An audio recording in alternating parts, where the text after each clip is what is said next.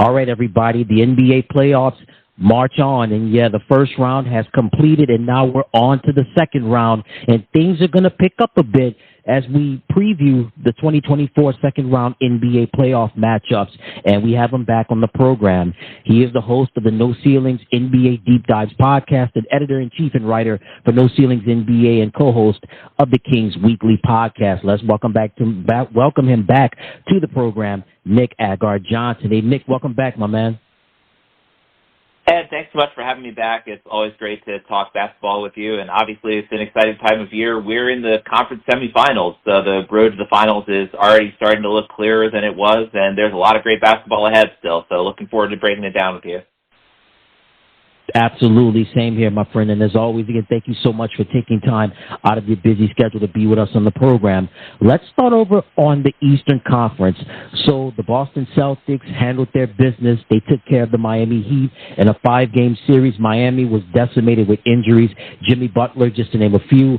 Boston came of age in this series, so to speak. We knew Jason Tatum and Jaylen Brown would handle their business along with Al Horford, also Hauser, Pritchett and company, also Drew Holiday, and of course we saw Derek White. He really took on a major leadership and he moved leaps and bounds in this series, and they're going to be going up against the Cleveland Cavaliers that went through a very underrated 7-game series against an emerging Orlando Magic. No Jared Allen for the last several games of that series, but they had Evan Mobley. Also, Isaac Okoro stepped up on the defensive side. Max Strus came in when necessary. Oh, yeah, and also Darius Garland and Donovan Mitchell. He was pretty effective as well. So now we have our second-round matchup with the Boston Celtics going up against the Cleveland Cavaliers. Give me your take on this series. Yeah, so starting with the Boston side of things, it's kind of interesting because, they've been, at the top of the Eastern Conference for a while, but really this season was these, as you sort of mentioned, they came into their own in a lot of ways. This season was, different from the Celtics iterations of years past in that they were the clear number one team, not just in the Eastern Conference, but record-wise, the number one team in the NBA. And, again, this team has been percolating for a while. Obviously, Jason Tatum and Jaylen Brown have been running the show in Boston for many years now. And, this is a team that's made title runs before, made challenges at the title, even though they haven't won in a number of years, but, challenged the Eastern Conference crown for a while. But this year really has been the year of the Boston Celtics. And, looking back at that first-round series, as you mentioned, I mean, Derek White really was the standout player for the Celtics. I mean, he's almost been so thoroughly discussed as underrated by this point that he's almost gotten to the point where he's properly rated, but I think he showed once again in that first-round series against the Miami Heat that he really is a, near all-star, if not all-star caliber player, and certainly this season has been an excellent one for him and the Celtics, but that first-round series was, again, really a sort of coming-out party for him for the few people around the NBA world who weren't quite aware of what Derek White can be. And then, on the other side with the Cavaliers, they had a spectacular first-round series against the Magic. For my money, anyway, the most fun series that we got in the first round of the playoffs. But Donovan Mitchell was just absolutely lights out in the final 2 games of that series. And, Cleveland ended up having enough to come out on top, but it was a spectacular series for Paulo Banchero, who, similarly to Derek White, except for the fact that Paulo, I think, is another tier above, but, he really sort of announced himself to the few people in the NBA world who weren't quite aware that Paulo Banchero is among that next wave of superstars, on their way to take over the NBA. But ultimately, Donovan Mitchell did prove the difference for the Cavaliers in that first-round series. And, this Cavaliers team has been very interesting in that for a few months, they were, among the best teams in basketball. And outside of that, they've been very up and down. But, certainly when they're at their best, they are one of the teams in the Eastern Conference that at least challenged the Celtics for a few months in terms of, being one of the more dominant teams in the NBA. Their inconsistencies aside, when they're at their best, they are one of the few teams in the East that I think can really challenge these Boston Celtics. Yeah, Cleveland definitely has a challenge to challenge Boston. We know how so strong Boston was on the offensive side and defensively as well. But Cleveland has the defensive stalwarts in this particular series. We mentioned with Evan Mobley, also Darius Garland, and then Jared Allen, when he's healthy, one of the best in the league. Before we go more into detail about the Boston and the Cleveland series, you mentioned about the Orlando Magic. We talked about Oklahoma City being ahead of schedule and jumping leaps and bounds in terms of their development, and they've gotten so good in such a short amount of time.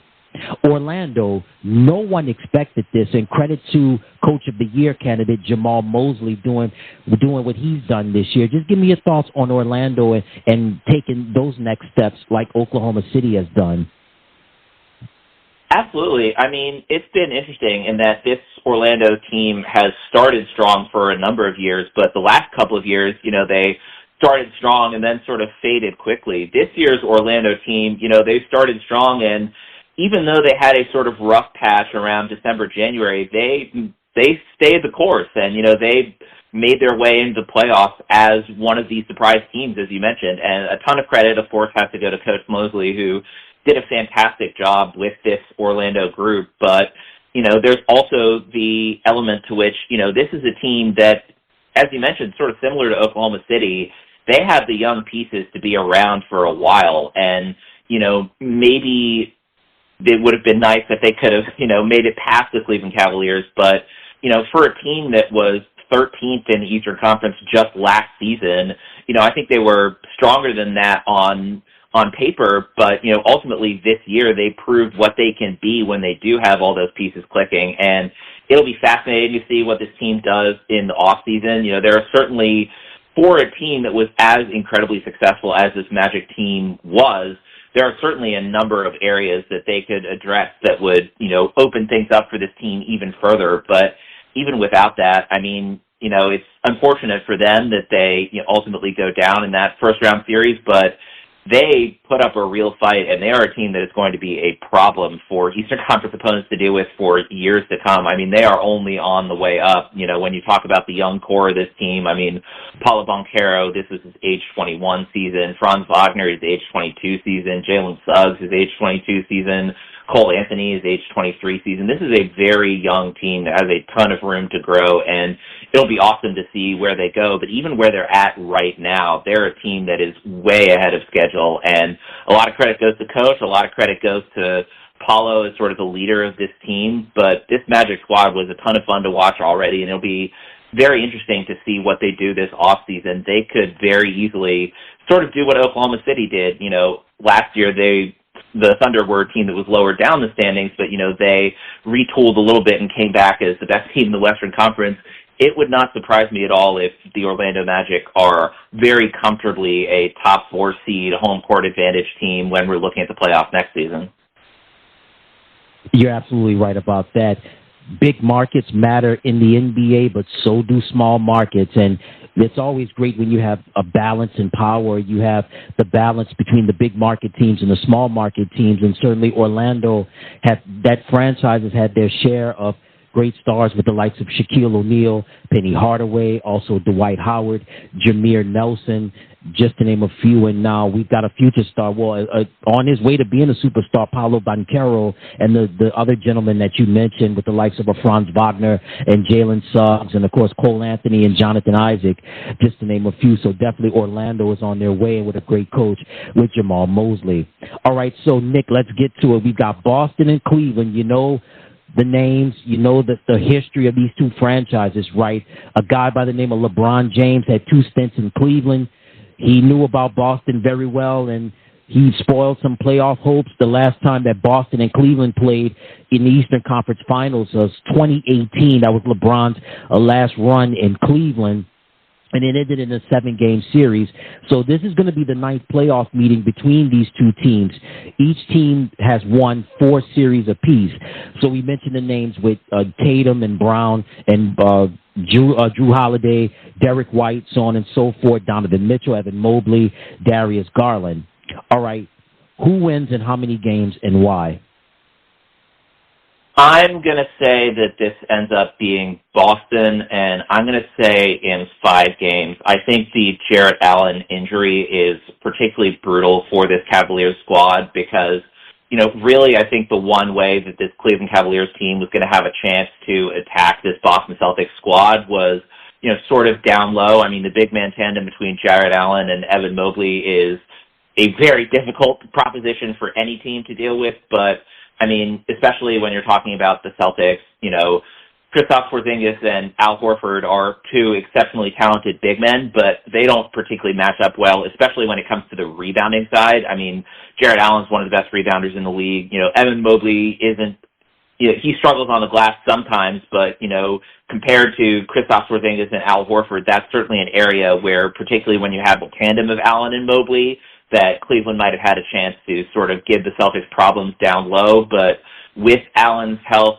questionable for the series overall, and, certainly doesn't seem like he's going to be playing to start the series, I think that this is going to be a very difficult hill for Cleveland to climb. So if Jarrett Allen were healthy, I think I might be more willing to say this might be a 6 or even a 7-game series. But with Allen's health in question, I'm going to say Boston in 5. Wow, that's interesting right there. I like Boston as well, but I've got Boston in 6, though. But we'll see. I mean, hey, this is, Boston is at the peak of their powers right now, but Cleveland definitely has something to say about that. So that takes care of our first Eastern Conference semifinal series with the number 1 seed Boston Celtics going up against the 4th seed Cleveland Cavaliers. Let's move over now to the other Eastern Conference final series between the New York Knicks and the Indiana Pacers. We'll get into Knicks and Pacers in just a moment. Now, Nick, we talked about the Cleveland and Orlando series. In my opinion, that was the second best first-round series of all the playoffs. The best series in the first round was clearly Knicks and 76ers. We've had conversations about these 2 cities, New York and Philadelphia, not just culturally dynamic, but both cities love their sports, rabid sports cities. And certainly this is what sports is all about, right? 2 cities less than 2 hours away from one another, jockeying for supremacy along that I-95 corridor along the New Jersey Turnpike. And this was a lot of moments. And this was also, we saw Joel Embiid. His toughness was questioned. We saw the emergence of Tyrese Maxey. Oh, and we also saw a superstar that was made by the name of Jalen Brunson. Give me your thoughts on the Knicks and 76ers series. Yeah, I mean, definitely I completely agree that the 2 best series in the first round were on the Eastern Conference side of the bracket with the Orlando-Cleveland matchup and then with the Knicks-Sixers matchup. I mean, New York and Philadelphia have been sports rivals for as long as there's been professional sports in this country. So, certainly there's a history there that goes, well beyond just the NBA teams, really just all of any sort of sports matchup you're going to get between New York and Philadelphia. It's always going to be a raucous arena. It's always going to be a great time. And yeah, I mean, certainly, on the Philadelphia side, Joel Embiid didn't have his best series, but, there's certainly the element of him coming back from injury only right before the playoffs began, which, makes anything sort of difficult on that side of things. But man, you mentioned it. I mean, Jalen Brunson was he was a superstar in this series. And, he's been sort of on the verge of that sort of superstar breakout. He's been a star for the Knicks and certainly, a team and a city that has a long-established love of point guards and a long-established difficulty at the point guard spot basically since the Linsanity days. And, man, I mean, when you talk about Jalen Brunson, just instantly came in and became an all-star for this Knicks team. And, now he's an all-NBA type player. But really, I think for a lot of basketball fans around the world, this is going to be, when Jalen Brunson sort of announced himself to the world as, no, I'm not just an all-star player. I am a superstar that can carry the mantle of being the point guard for the New York Knicks, which, is a tougher burden to bear than being the starting point guard pretty much anywhere else in professional basketball. And Jalen Brunson has worn that mantle like an absolute champion in a way that nobody has in New York for many, many, many years. And certainly if people weren't aware of the kind of player that Jalen Brunson is before that first-round series, they are now. And, even with, as you mentioned, absolutely heroic effort from Tyrese Maxey to keep the Sixers afloat, Jalen Brunson won that guard matchup pretty handily, and given how spectacular Tyrese Maxey was, that's an even more impressive statement than it would be otherwise. Absolutely. And before we just kind of go into the Knicks and Pacers preview, I got to ask you, where in the world was Tobias Harris in Game 7? No points. I don't. This was really. I'm sorry. In Game 6, in the elimination game, no points in Game 6. Where in the world was Tobias, Nick? I wish I could answer that question. It's fascinating to me in that it almost feels like there wasn't any other way that Tobias Harris's stint as a Philadelphia 76er could end. It's not out of the question, technically, that he resigns, but I would be very surprised if Tobias Harris is a member of the Philadelphia 76ers next season.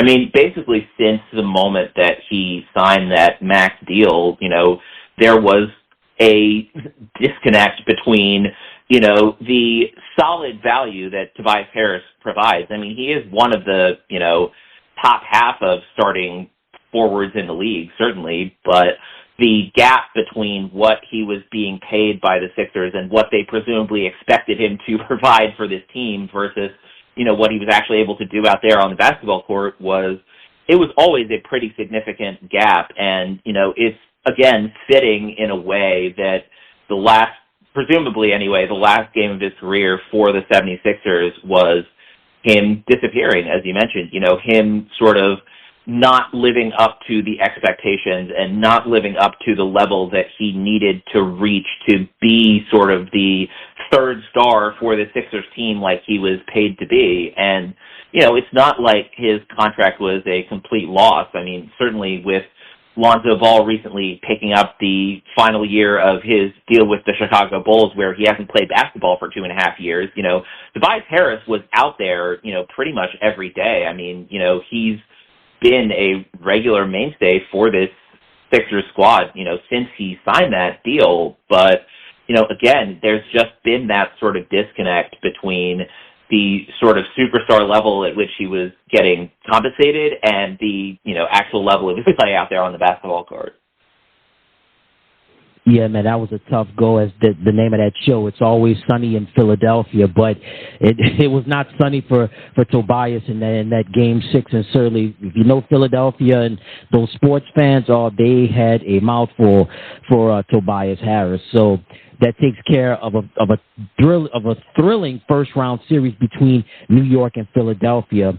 All right, so Nick, let's stay with the New York Knicks. So Jalen Brunson emerged as a superstar in that thrilling first-round series against the 76ers.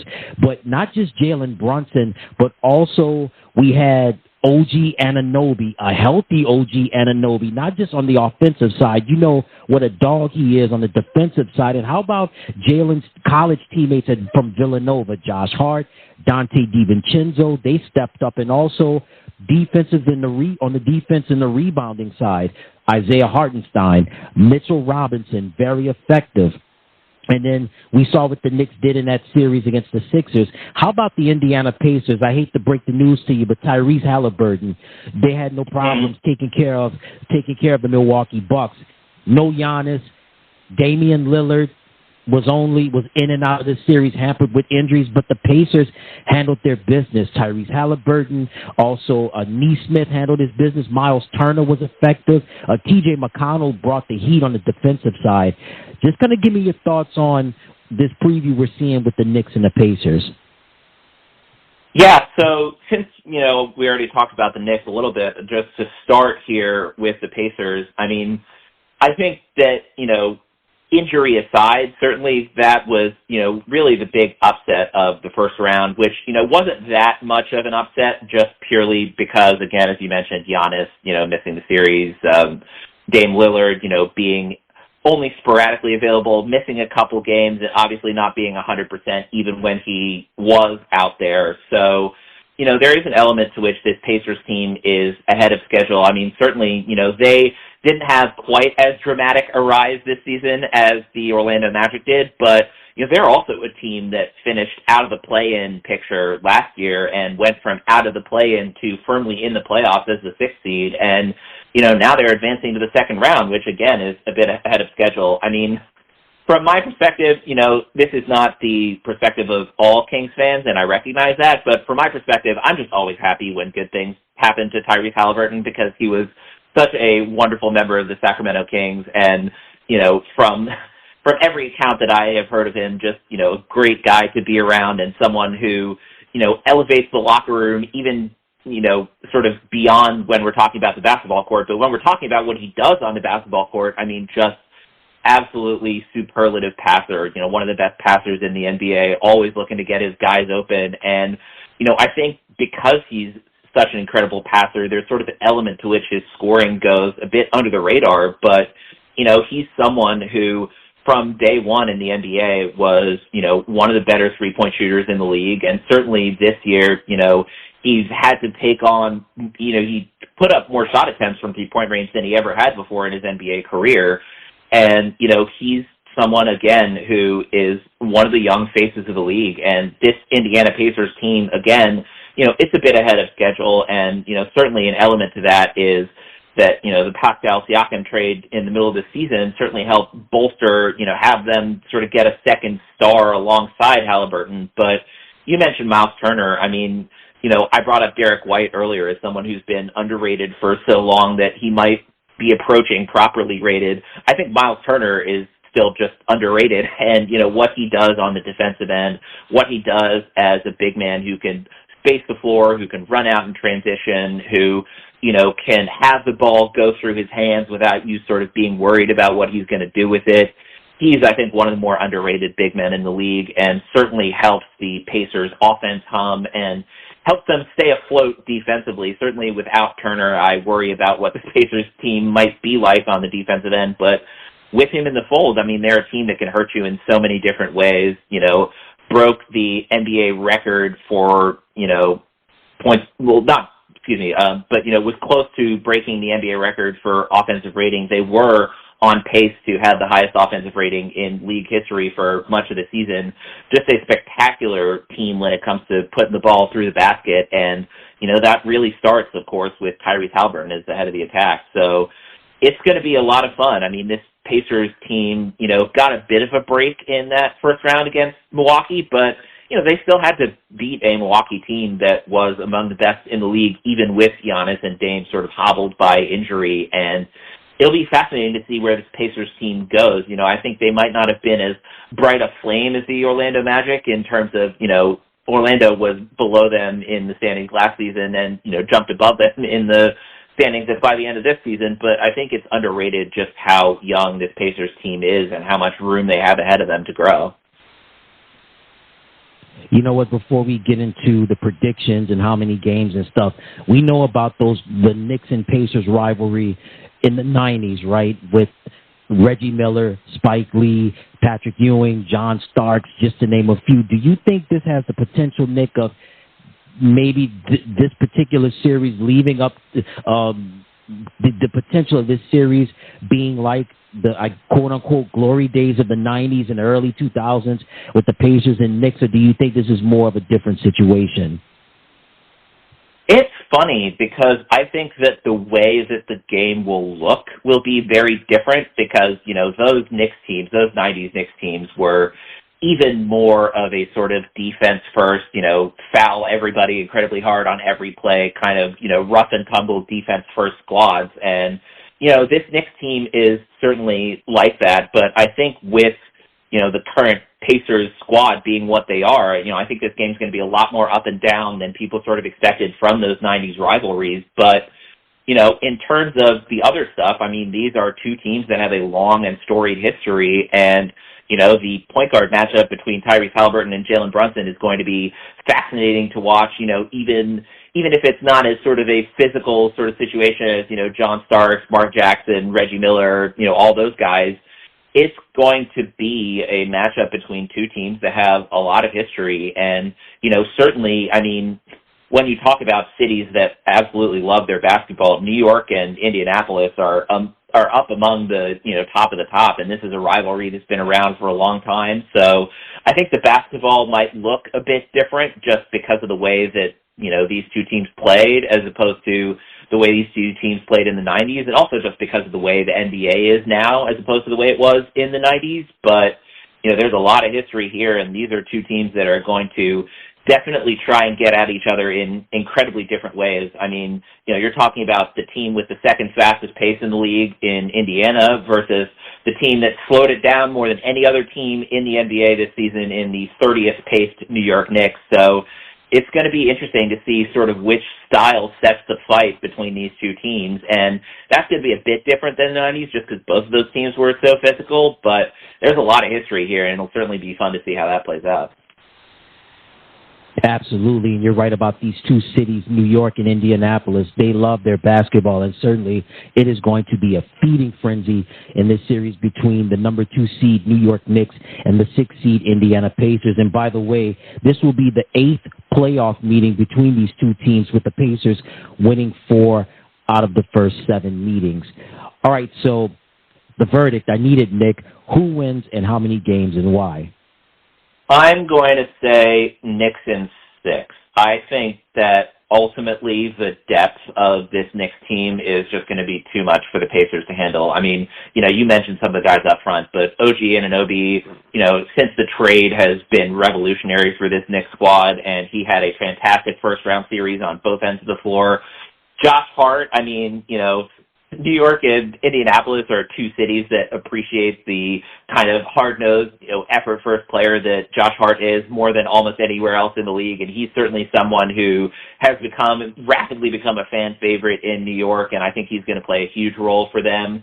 The center tandem between Hartenstein and Mitchell Robinson is going to be a whole lot for Miles Turner to deal with, and with Turner, I think he's someone who can, still come out on top in that matchup, but the Knicks just keep having weapons to throw at you. I mean, Dante DiVincenzo, as you mentioned, just so many different pieces for this Knicks squad. I think that ultimately, it'll probably be a pretty tight battle between the starting lineups for these two teams, but once it gets to the bench, I think the Knicks just have too many weapons for the Pacers to handle. So I think it's going to be a lot of fun. I think it's going to be a close series. I think it's going to be an absolute showcase for both Jalen Brunson and Tyrese Haliburton, but ultimately, I think the Knicks have enough to take the series, so I'm going to say New York Knicks in 6.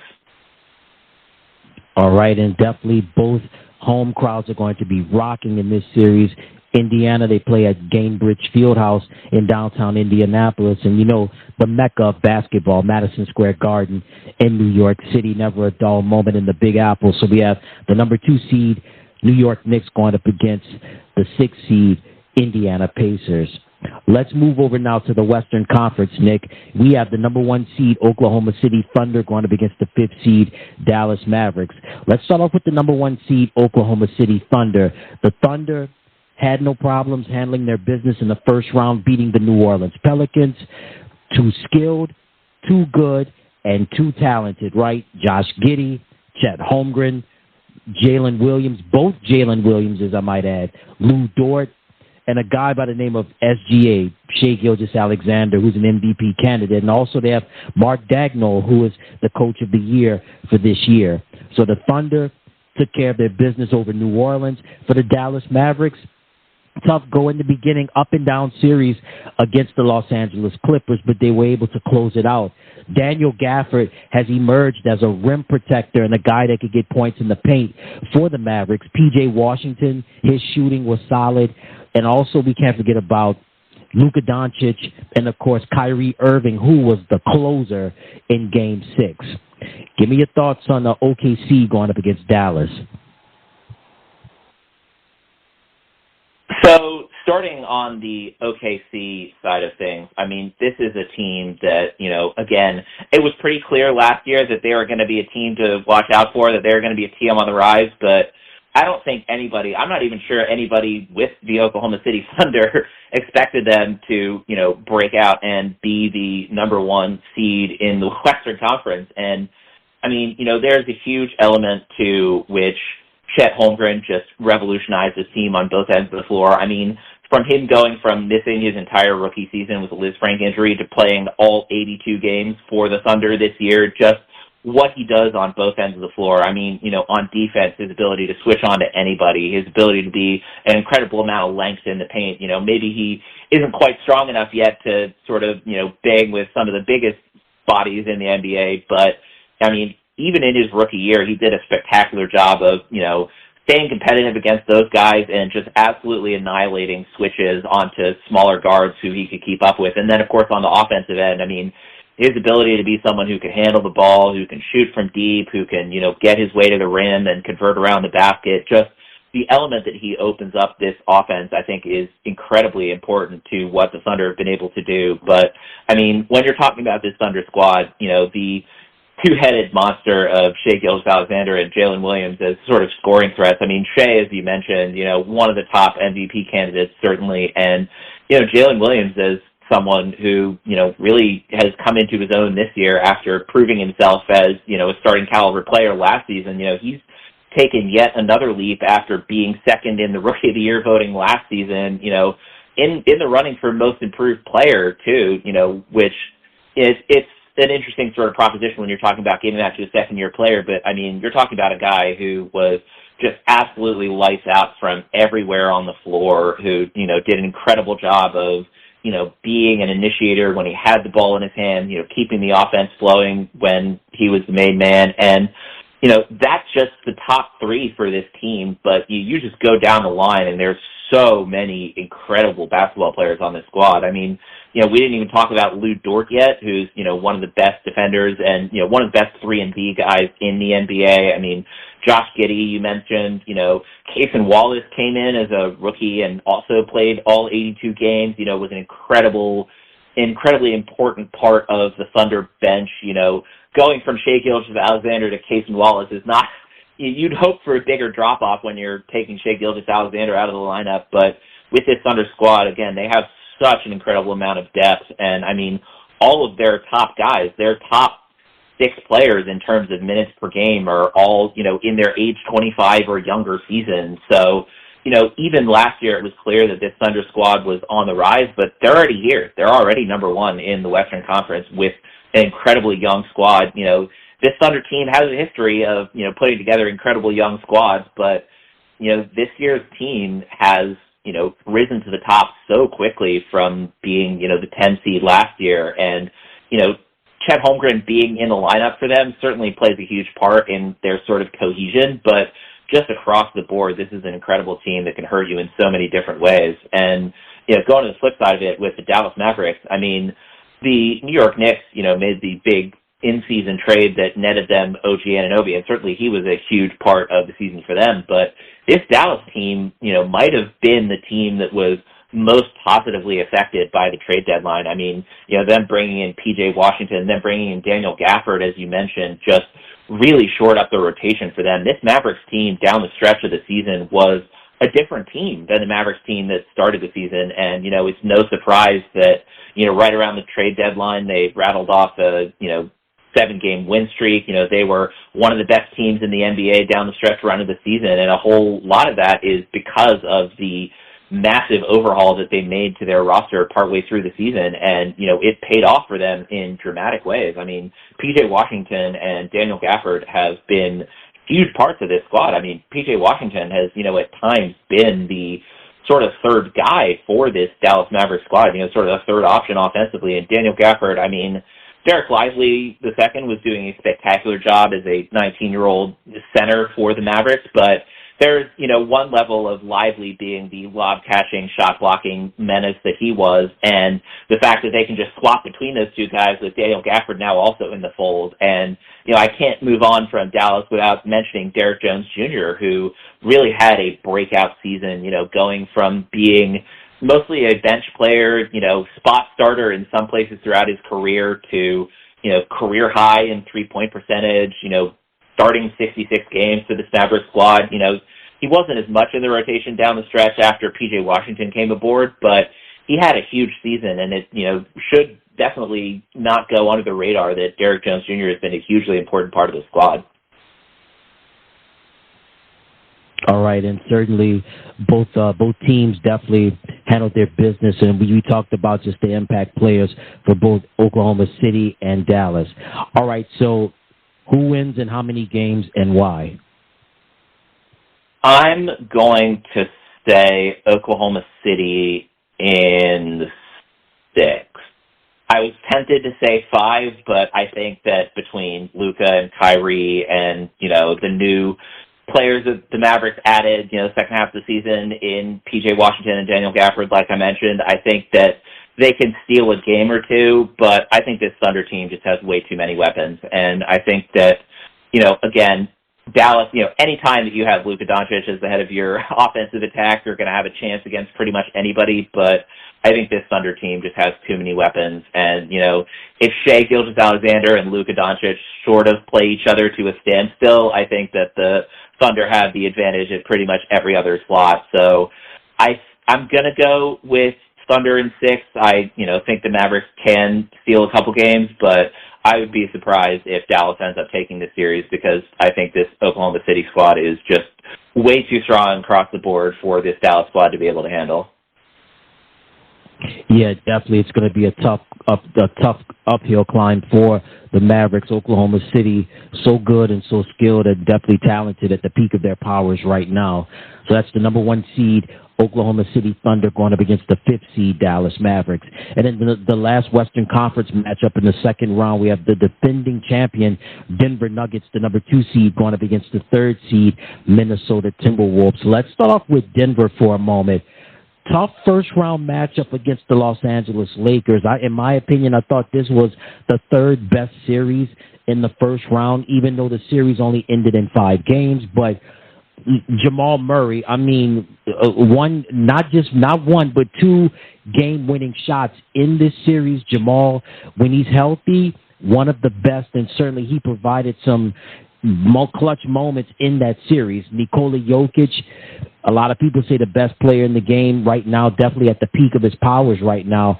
Michael Porter Jr., despite all of the distractions currently off the court, he's played at a high level in that, particularly in the series against the Lakers. Aaron Gordon doing what Aaron Gordon does best. Kentavious Caldwell-Pope, despite battling an injury in that series against the Lakers, was still effective and came up with some key shots. And as for the Minnesota Timberwolves, listen, Karl Anthony Towns, in my opinion, the best shooting big man in the league. And then you've got Naz Reid, who is the 6th Man of the Year award winner. Rudy Gobert, defense, second to none, right? Mike Conley Jr., the veteran, the tried and true veteran, the mentor. Jaden McDaniels, he's solid as well. And there's a superstar by the name of Anthony Edwards. They just decimated the Phoenix Suns, swept them. That was a dominating performance by Minnesota. Give me your thoughts on the series with Denver and Minnesota.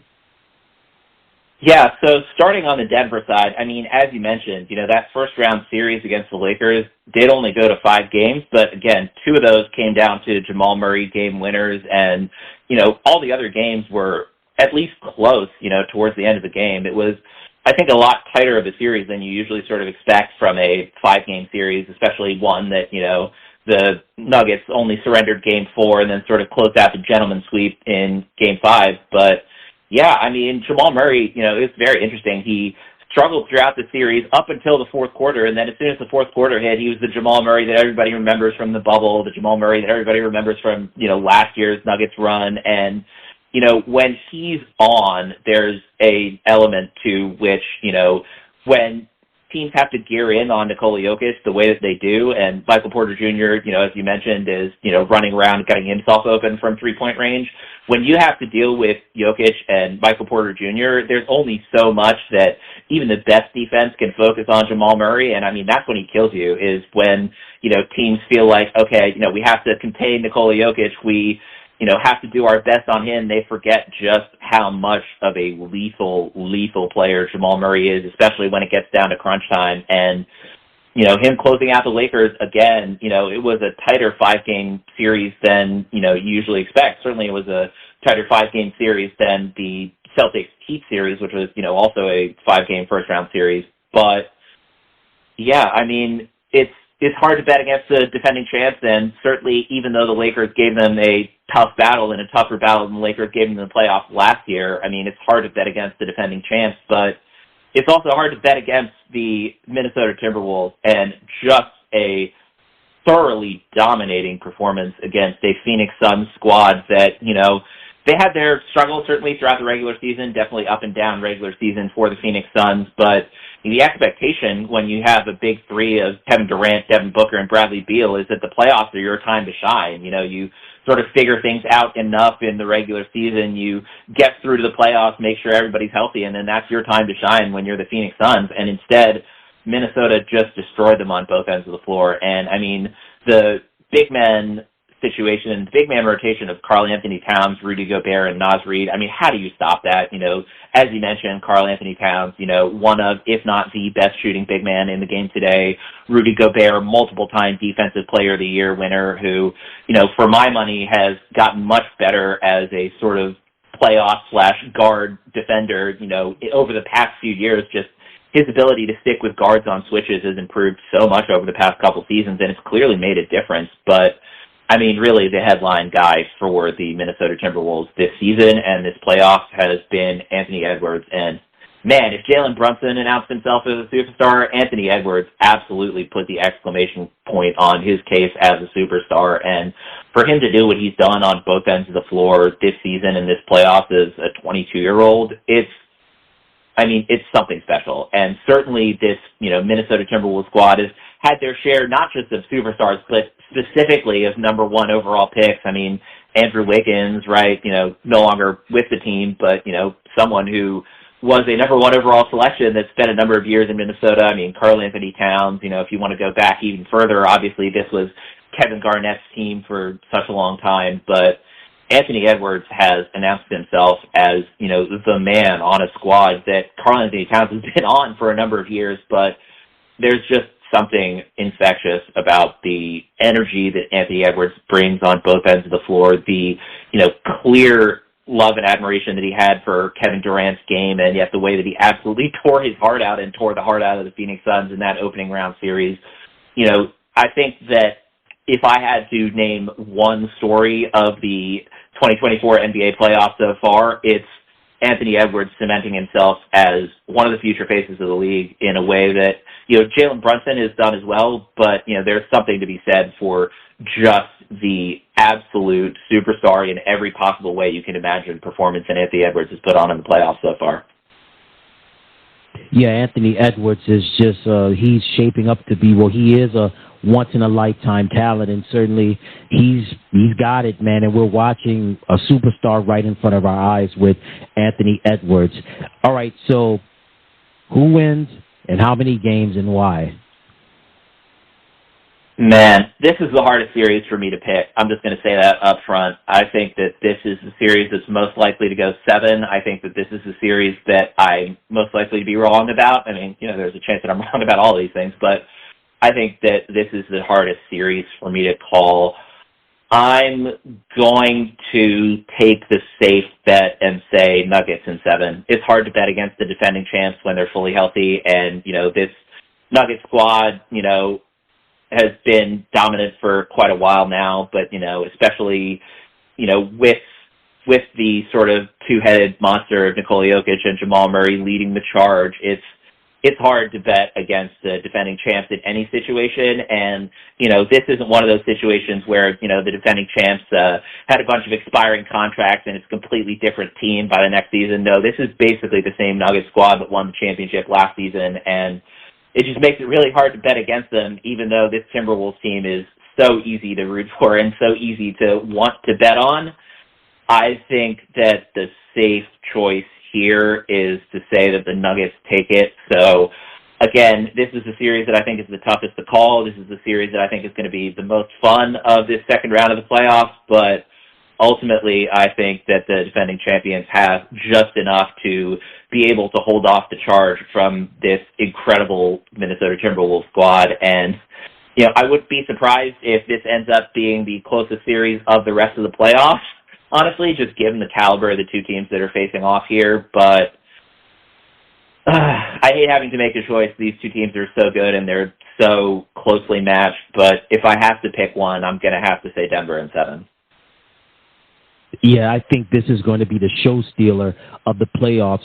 Nuggets Timberwolves series along with Knicks Pacers, that those two matchups are going to be the show stealers in this second round. And just a little information to pass along to you is that this will be the third playoff meeting between the Nuggets and the Timberwolves, with each team winning one series apiece. And also, just to pass on some more details about with the Mavericks and the Thunder, this will be the sixth playoff meeting between Dallas and Oklahoma City, with Denver winning 3 out of the first 5 meetings. So that takes care of our preview of the second round in the 2024 NBA playoffs, our second round matchups in the 2024 NBA playoffs. Before we let you go, Nick, the Los Angeles Lakers, after only 2 seasons as the head coach of the team, they fired Darvin Ham. I did not like this move at all, as well as getting rid of firing their entire coaching staff, including Phil Handy. I didn't like that move either. Give me your thoughts on Nick's parting ways with Coach Ham and the rest of the staff. So I feel 2 different ways about it. I think, first of all, that it was a very hasty decision, but I'm more troubled from the Lakers side of things that it wasn't just that they let go of Darvin Ham. I mean, certainly, some of his answers in press conferences towards the end of the season made it seem pretty clear that he was well aware that he was not going to be coming back. But, I mean, there was essentially a hit piece that came out in The Athletic, throwing Ham directly under the bus, within an hour of the final buzzer sounding on the last game of the Lakers season, which that never sits right with me when, there's sort of a prepared, here's why everything is the coach's fault piece ready to go the minute the season ends. I mean, ultimately, Darvin Ham, I think, did about as good of a job as any coach could have with the roster situation that he was dealing with. I mean, Darvin Ham is not responsible for the way the Lakers roster was assembled, which, once again, for, what feels like, really the 4th straight season, basically since that, title run by this Lakers squad, they've just sort of thrown pieces together around LeBron and Anthony Davis and hope that they stick. And, some of them did, certainly. I mean, even though this season was nowhere near as strong for him as last season, Austin Reeves was a big offensive piece for them. D'Angelo Russell, as he's been throughout his career, was inconsistent for the Lakers, but when he was on, he was, a real positive piece for the Lakers squad, also on the offensive end. But again, I mean, for a team that's supposed to be, the best version of a team built around LeBron James, to be 3rd from last, to be 28th in the league in 3-point attempts is just not, I think, proper roster construction. And so for the blame to fall on Darvin Ham, I mean, it feels a lot, honestly, like Rob Pelinka sort of, trying to save his job by finding someone else to blame. But I think, maybe some coaches in the league could have done a slightly better job with this roster, but I don't think this was a championship team no matter who was coaching them. And ultimately, when you're talking about the, what we think are the twilight years of LeBron James's career, which, of course, people have been wondering if these are the twilight years of LeBron James's career for almost a decade now. But, even still, with LeBron at this point in his career, it's pretty well established that, he's at his best when he has a whole lot of shooters to kick out to. And, I mean, for LeBron to, be essentially the, second best 3-point shooter on the team for the vast majority of the season, it just is not a roster that is constructed to best fit, his and Anthony Davis's game. And that should be the entirety of the goal if you are the general manager of the Los Angeles Lakers. So, there's certainly jokes that went around about how, the Lakers were the in-season tournament championship winners. But, ultimately, from my perspective, I think that firing Darvin Ham, I understand it, at least. I didn't feel like it was maybe the right decision given the sort of roster situation that he was dealing with. But firing Phil Handy and the rest of the coaching staff, to me, that just sort of screams front office desperation of, I need someone else for this to be their fault, such that, the blame doesn't fall on me as the head of the front office. So it'll be interesting to see, what Darvin Ham's, coaching future looks like, certainly. But again, I mean, it's one thing to, fire Darvin Ham after some of the inconsistencies the Lakers experienced this season, to fire one of the most respected developmental coaches in the league and Phil Handy along with that, when you're a team that desperately needs to hit on your young players around your superstars, it just didn't make all that much sense to me. So I'm, even more confused than I would have been otherwise. Certainly, it's not the most unexpected thing for Darvin Ham to be fired, but to let go of the rest of the coaching staff along with him, again, just screams of desperation to me, and it'll be interesting to see just how much leeway Rob Pelinka has going forward, given how many times he's now turned over the coaching staff. Let's just stay with the Lakers for a moment. We know that not just the city of Los Angeles, it's an attractive place, but the Lakers are one of the more attractive teams in all of professional sports. James Borrego, his name has been thrown around. Also, J.J. Redick's name has been thrown around. And also, Mike Budenholzer, his name has been thrown around. He's a former Coach of the Year award winner and also coached the Bucks to an NBA championship. Tyronn Lue, his name his name was thrown around, but the Clippers are expected to give him a massive extension. Jason Kidd, name was thrown in the mix, but the Mavericks have given him an extension. Who do you think is going to be the best fit for this Lakers team, specifically a LeBron-friendly Lakers squad? Man, that's a tough question. I think of the names you mentioned, I would rather go with Mike Budenholzer. I mean, certainly there's been buzz around, J.J. Redick as someone who could make a first-time leap into head coaching. I don't think that's the kind of coach that you want for this Lakers squad. I think you want to have a coach who, again, with Coach Bud, he's someone who's won a title before. He's someone who's, coached consistently some of the best teams in the league at, getting a lot out of the, ancillary parts. I mean, his Hawk squads that were 60-win teams with, the sort of distribution among the best players on that squad, the Bucks teams that, he coached for so long that did, such a good job of maximizing the parts around Giannis. I think that of the candidates that you mentioned, I mean, I think Mike Budenholzer is the best fit for this Lakers squad. Again, there's a lot of buzz around J.J. Redick, but I'm just not sure that this would be the right situation for Redick to step into, or for any first-time coach to step into. I mean, we just saw with Darvin Ham, how much of a struggle it can be to be a first-time, head coach for this kind of a high-profile Lakers squad. So it'll be fascinating to see what direction the Lakers go. I mean, certainly, one would assume that LeBron and Anthony Davis will have a decent amount of input on who that next head coach would be, but if I were the Lakers, I would definitely be trying to get the most experienced head coach I can. If the Clippers were not talking about extending Ty Lue, I think Ty Lue would be the clear top choice for the Lakers, just given his past history with LeBron and also given what he's done, keeping this Clippers squad, up near the top of the Western Conference for a few years now. So, again, it's going to be fascinating to see what direction the Lakers go, but if I were them, I would definitely try and I would lean towards getting a more experienced head coach rather than sort of trying to spin the wheel on another first-time coach in a J.J. Redick. The Lakers have an interesting offseason, Nick. LeBron James as the player option.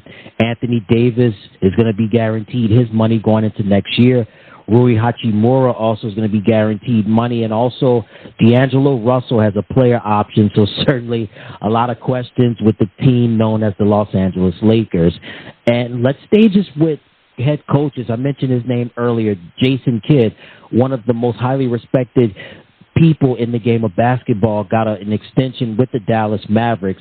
And it can be challenging at times when you're coaching two ball-dominant stars like Luka Doncic and Kyrie Irving. But Jason, he's a champion, multiple all-star, and doing his thing as a coach. Give me your thoughts on the Mavericks extending Coach Kidd's contract.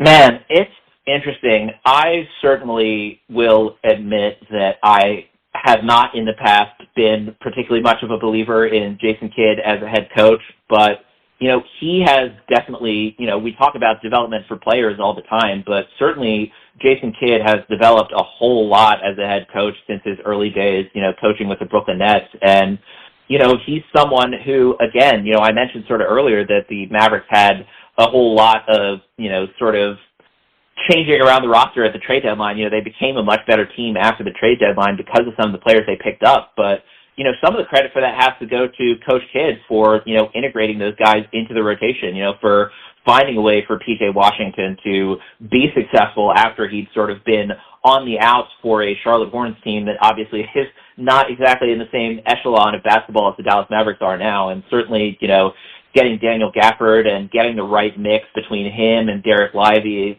and Moxie Cleaver was not the easiest coaching situation to figure out. And, again, I am interested to see sort of how it goes with the Mavericks. I mean, certainly it seems like, the situation there is more stable for Kidd as the head coach than it had been in some of his previous stops. But, he's grown a lot as a head coach, and certainly he's much better at the job, in my opinion anyway, than he was, even a couple of years ago. And, that's made a huge difference for this Mavericks squad to, be able to sort of lean on him more as he's grown as a head coach. And, it'll be interesting to see where it goes going forward. Certainly it seems like he's going to be the head coach for the Mavericks for a while now, given that he's inked that extension. But I will admit fully that, I did not have high expectations for Jason Kidd figuring it out as a head coach, and he really has figured out a lot in this past year. And certainly the Dallas Mavericks would agree that he's figured out a lot and enough to, award him with that long-term extension.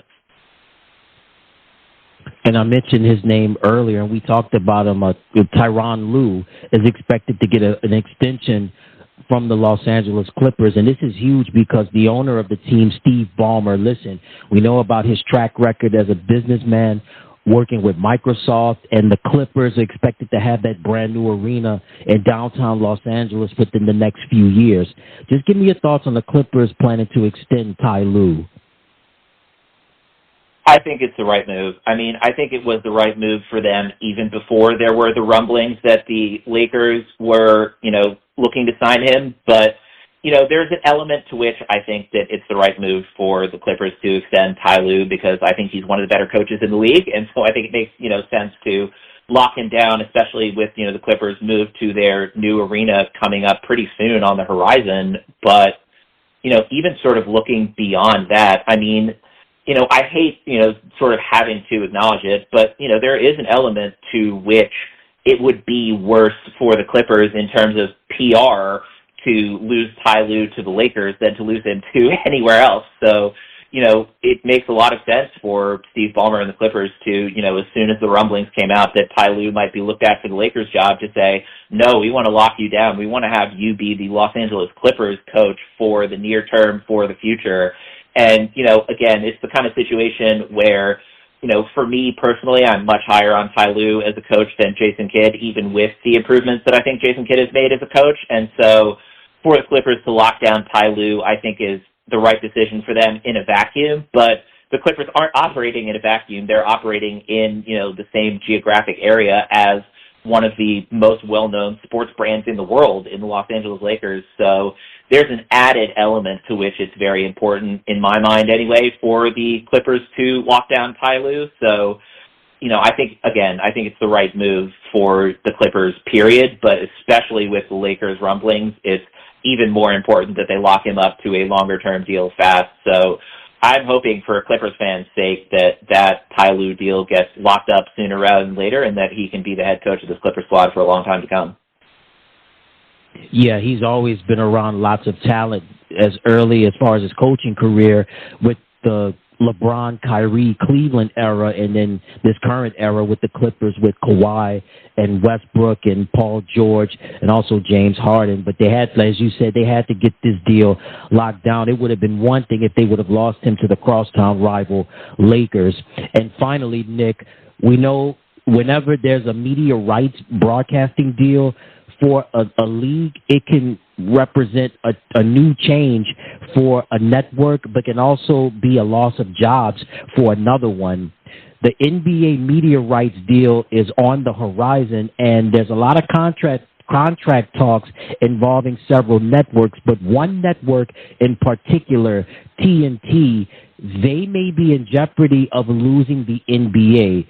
This is when you think of TNT or Turner Sports for that matter, they've been associated with the NBA since the 80s. But if you know about Turner Sports, specifically TNT, that studio show right inside the NBA, Agar-Johnson, Charles Barkley, Kenny Smith, and Shaquille O'Neal, there's the possibility that TNT could lose the NBA. I pray that this doesn't happen, but, in business, unfortunate with business and contracts, things can take another turn.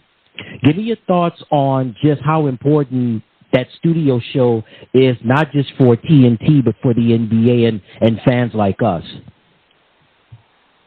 Yeah, it's a difficult sort of situation to wrap your head around because on the one hand, I think it's great that the rights deals for the NBA, in a time where there have been questions about, whether the NBA would be able to get a lucrative media deal in the streaming era, in the era of cable cutting, all of those sorts of things.